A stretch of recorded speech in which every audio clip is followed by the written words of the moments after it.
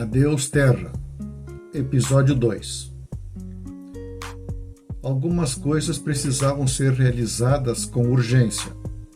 O sistema não podia perceber o desaparecimento de Jair e de Renan. Não sabiam como funcionava, mas tudo era controlado por algo que tinham nas mãos. Assim, eles tinham que cortar a mão direita e colocá-la num polímero, e ele viveria no lugar deles.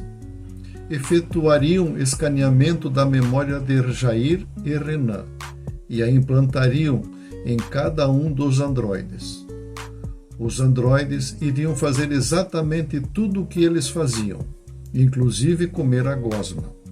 Quando chegavam de volta à residência, regurgitariam tudo no vaso sanitário. No dia seguinte, fariam tudo outra vez. Com sorte, até descobrirem o engodo, teriam entre 10 e 20 semanas. A mão original seria substituído por uma de polímero. No dia a dia, Jair e Renan não notariam muita diferença. Tinha vantagens e desvantagens. Os movimentos podiam ser mais rápidos, era mais forte, resistia mais ao calor e frio, mas um choque elétrico a destruía. Naquele primeiro dia da semana, Jair e Renan acordaram, levantaram o braço e a nova mão estava lá. Parecia a mesma de sempre. Moveram os dedos, tocaram os dedos do polegar. Estava funcionando. Os polímeros estariam indo para as fábricas. Se algo desse errado, eles acionariam um bip interno que seria captado nos túneis. Os homens solteiros dividiam alojamentos de 20 leitos, e havia muitos desses. O mesmo ocorria com as mulheres solteiras. Os casados dividiam alojamento para 4 casais. Havia uma divisória entre os leitos dos casais, na tentativa de dar alguma descrição. Os conflitos entre as pessoas, tanto os homens como mulheres, eram resolvidos com violência. Quase sempre, o culpado e o inocente eram jogados ao pólen, e quem reclamasse ia junto. Quando o convívio se tornava insuportável, solicitavam com muito acanhamento se podiam trocar de alojamento. Se 2 solicitassem, em curto espaço de tempo, troca de alojamento, o alarme soava.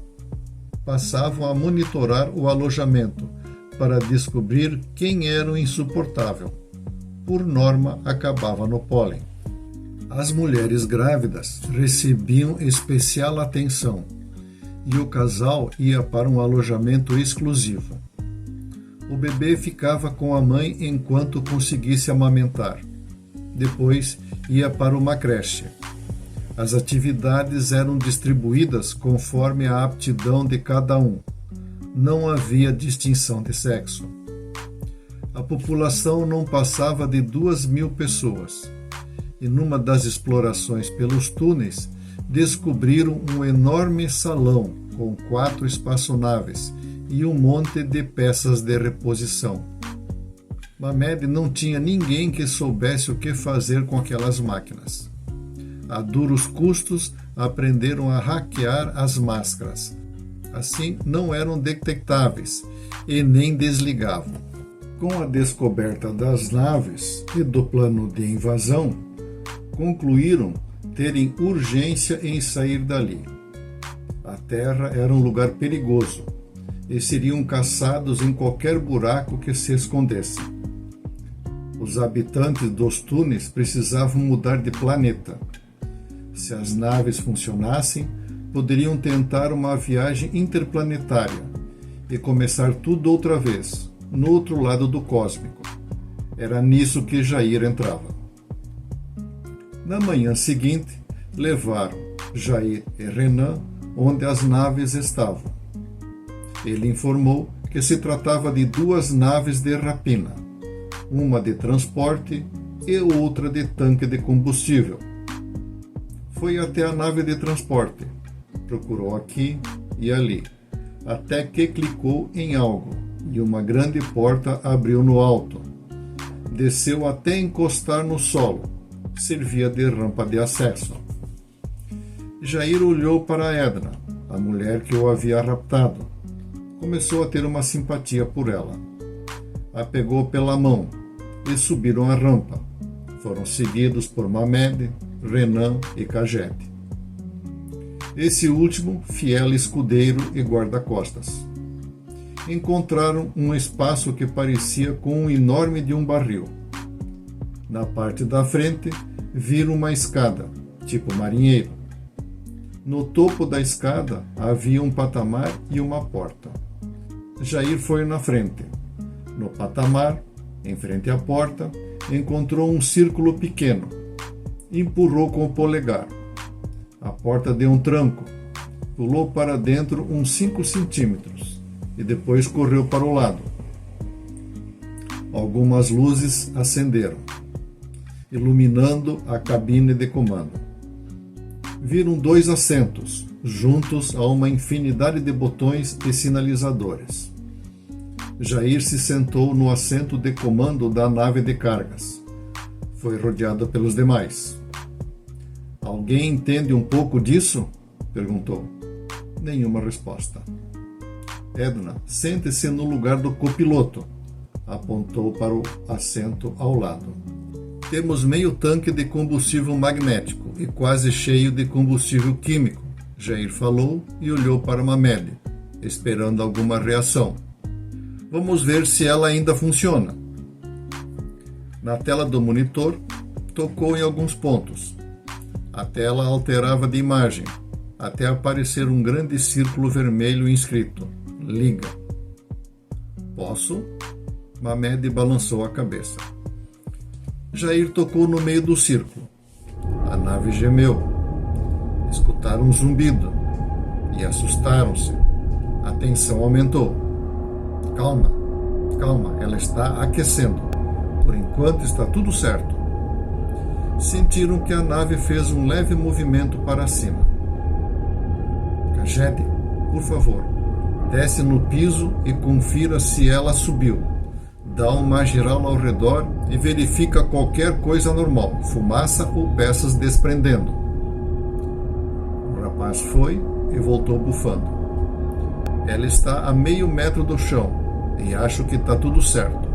Jair tocou em alguns outros pontos de outras telas. O zumbido diminuiu e a nave tocou maciamente ao solo. Vamos ver a nave tanque.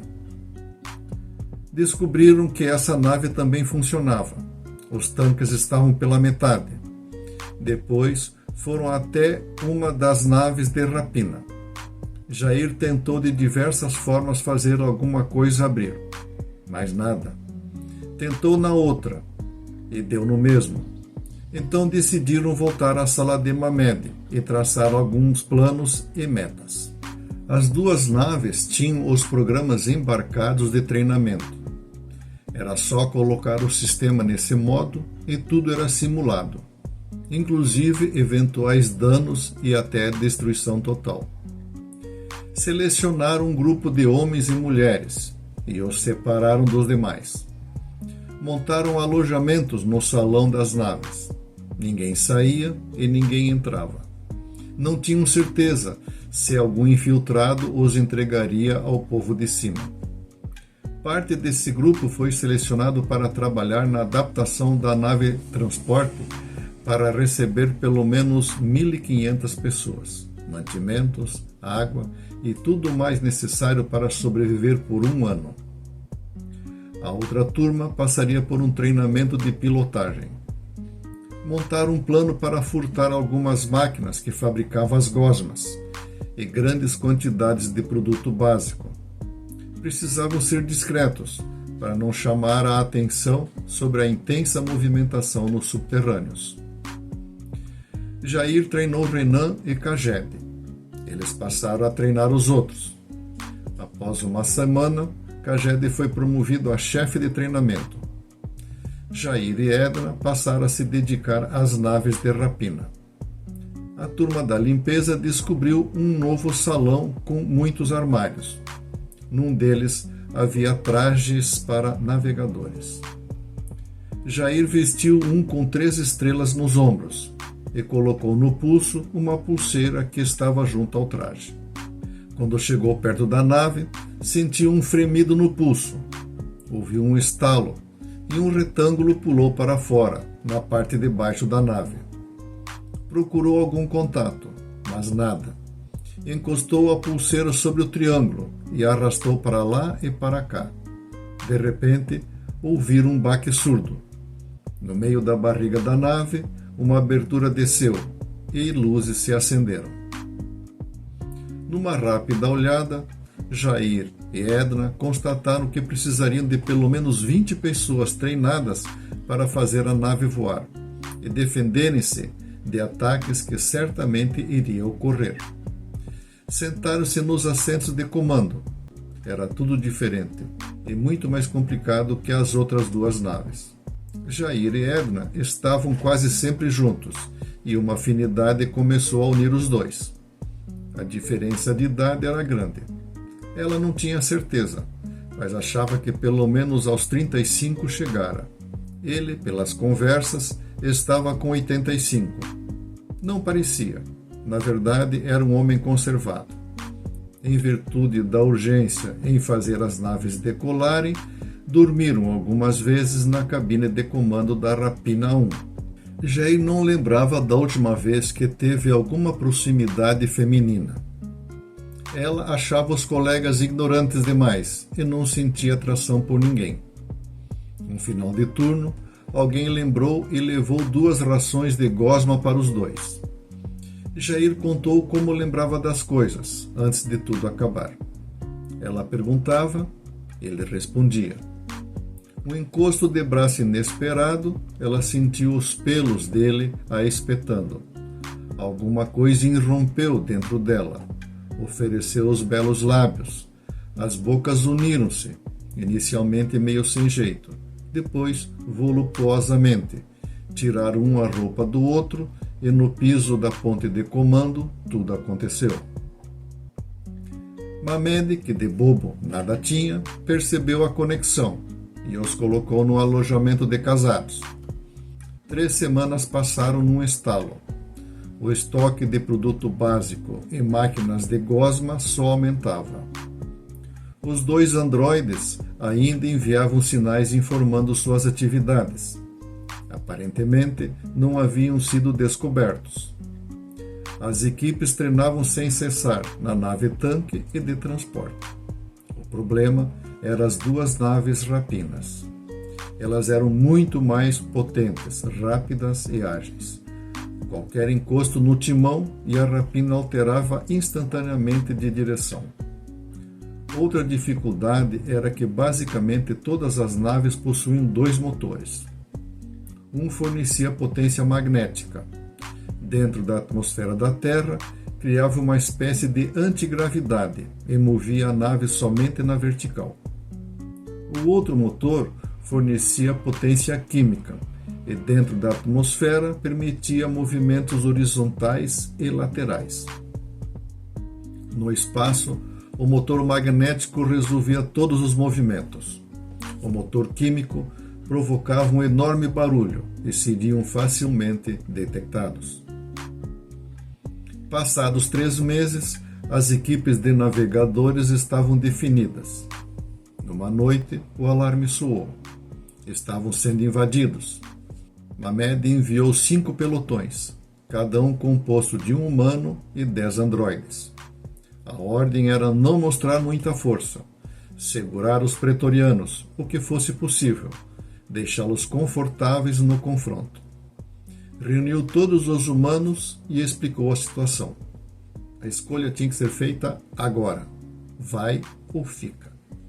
667 escolheram se lançar no espaço sideral. Mamed abriu a tela de seu computador. Apareceu um mapa com diversos pontinhos vermelhos piscando. Tocou no mais distante. Do lado de fora, ouviu uma forte explosão.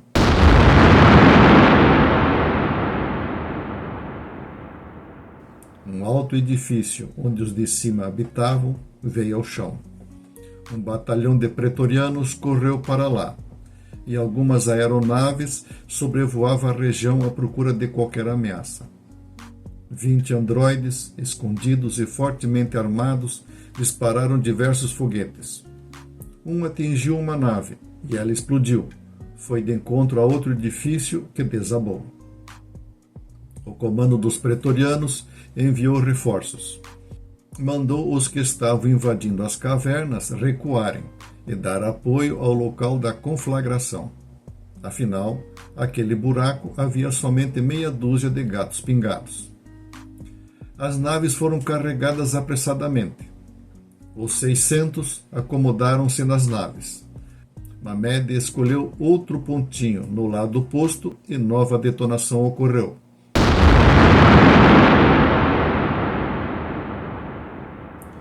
Dois edifícios ruíram. Muita gente dos de cima morreram na queda ou pelo pólen. Outra correria de pretorianos e mais naves. Mais uma horda de androides atacaram tudo que se movia. Em seguida, acionou mais 3 pontinhos.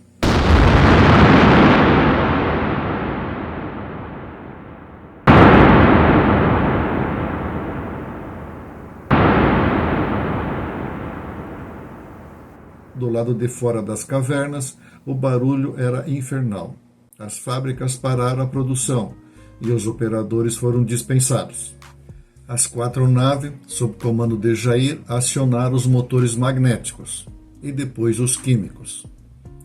A nave-tanque se direcionou à saída, sendo seguida pelos demais. Quando chegava sobre as grandes águas, acelerava o motor magnético. A nave sofria um empuxo enorme.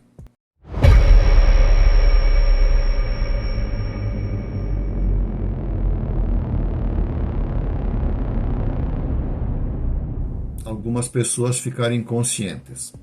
As outras 3 repetiram o processo. Mamed clicou em todos os pontinhos vermelhos e o caos instalava-se na superfície. Longos minutos se passaram até encararem a escuridão do cósmico. Jair instruiu os capitães das naves para acelerarem em direção de Júpiter. Precisavam atingir a velocidade de 1/3 da velocidade da luz, ou seja, em torno de 100 mil quilômetros por segundo. Nessa velocidade, os buracos de minhoca seriam visíveis e precisavam mergulhar neles. As naves tanque e de transporte eram menos potentes e demorariam mais para atingir a velocidade desejada. As naves rapinas ficaram para trás, dariam cobertura caso fossem seguidos. Eternos 30 minutos se passaram até que uma tênue circunferência mais negra que o negro do espaço infinito ficou visível. Jair orientou os capitães se lançarem para dentro do círculo. Viriam algo como um túnel redondo. Deveriam tirar as mãos do comando da nave e aguardar 1 hora e 33 minutos, precisamente. Então, deveriam desacelerar até 80 mil quilômetros por segundo, quando sairiam do buraco. Se tudo desse certo, estariam próximos ao planeta Áuretron.